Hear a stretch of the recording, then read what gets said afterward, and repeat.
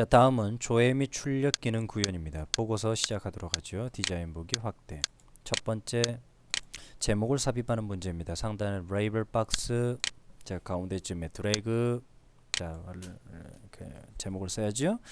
부서별 평가 현황. 자, 속성창 이제 꺼내시고 요 레이블 박스의 이름부터 바꿔볼까요? LAB 제목. 그 다음에 글꼴 궁서. 그 다음에 크기는 20. 그 다음에 글꼴 텍스트 맞춤 상태는 왼쪽이 아니라 가운데 해주면 되겠습니다. 그 다음에 정렬 및 그룹화입니다. 1차적으로는 현재 부서 코드에 내림차순으로 되어 있는 것을 오름차순으로 바꿔주시고, 자 2차적으로는 평가 연도에 내림차순으로 되어 있는 걸 오름차순으로 바꿔주시고, 됐네요. 닫아주시고, 세 번째 txt 입사일에는 입사일이 나타나는데 사원 테이블로부터 앞에 있는 4번에 해당하는, 자 굳이 dlookup을 이용해서 찾아와라 라는 문제네요. 자 dlookup, 자 도메인 함수라고 하죠. 인자는 3개, 첫 번째 인자, 두 번째 인자, 세 번째 인자 큰 따옴표. 두 번째 인자가 바로 테이블명인데 여기서 테이블명이 나왔죠. 사원. 첫 번째 인자는 내가 여기에 원하는 필드, 바로 입사일을 원합니다. 세 번째 인자는 조건인데 바로 앞에 있는 4번 중에서 txt 4번과 같은 이라고 하는 거죠. 여기 txt 4번은 바로 누구? 이 앞에 있는 컨트롤 이름이 txt 4번 맞죠.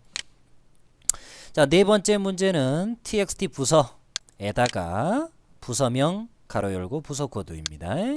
많이 해봤던 문제. 자, 일단은 말로 써본 부서명 가로 열고 부서 코드 가로 닫고 이런 형식으로 나타나라. 여기서 이 가로가 문자, 여기도 문자, 그리고 여기 and 그리고 and 맨 앞에는, 자 이렇게 해주면 됩니다. 그 다음에 다섯 번째 txt 날짜에는 이런 식으로 날짜가 나왔으면 좋겠다. 특별하게 포맷이나 이런 함수가 안 나왔기 때문에 일단 오늘의 날짜가 나오는 데이트 먼저 써주시고, 형식을 만져줘야 되죠. YYYY 다시 M 다시 D라는 뜻입니다. 여기서 의도하는 것은 월과 일을 한 자리대로 표시하겠다. 월은 적어도 한 자리로 표시하겠다라는 의도죠. 이렇게 작업을 해주시면 되겠습니다.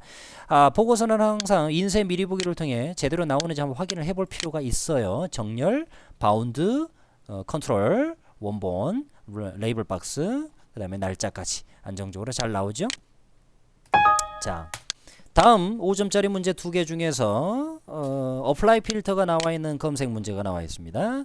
자, 사원별 평가 입력 폼 들어가 봤더니, 자 조회 버튼 앞에 레이블 텍스트 상자는 이름이 txt 조회, 여기다 뭘 써요? 평가 연도를 써요.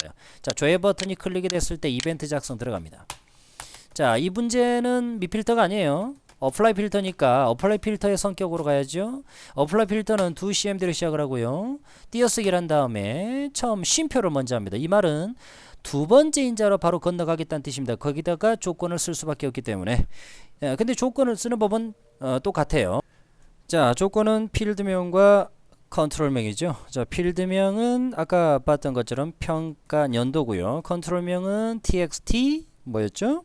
조회입니다. 근데 우리가 흔히 하던 대로 작은 따옴표를 하려고 봤더니 문제에 like가 나와 있어요. like라고 하는 건 이건 부분 검색이라는 거거든요. 그러면 좌우에 별표를 달아주고 는 대신에 like로 바꿔준다는 거. like의 앞뒤에는 띄어쓰기를 해줘야 되고, like를 썼다는 건 100% 무조건 부분 검색에 올리는 문자열이라는 뜻으로 무조건 작은 따옴표 해야 됩니다. 부분 검색인데 숫자로서 부분 검색할 수는 없어요. 절대. 근데 알고 봤더니 평가 연도는 사실 숫자예요. 하지만 부분 검색의 원리로 이용을 하게 되면 문자로서 전달이 돼가지고 검색이 가능합니다. 자, 엔드 기호로 여기다 집어넣고 여기도 집어넣고 큰 따옴표 그리고 큰 따옴표.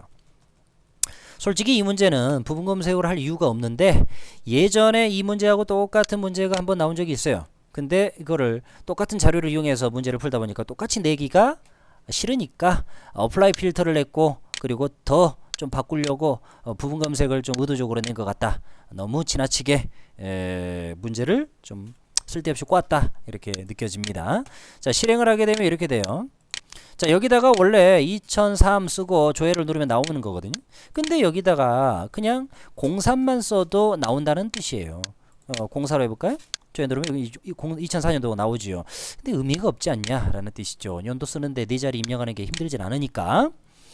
자, 그 다음에 3번 문제는 매크로를 이용해서 보고서 미리 보기네요. 자, 현재 폼에서 이어지는 것 같습니다. 자, 바로 이 버튼이 있죠. 자, 오른쪽 버튼에 매크로 작성 들어갑니다.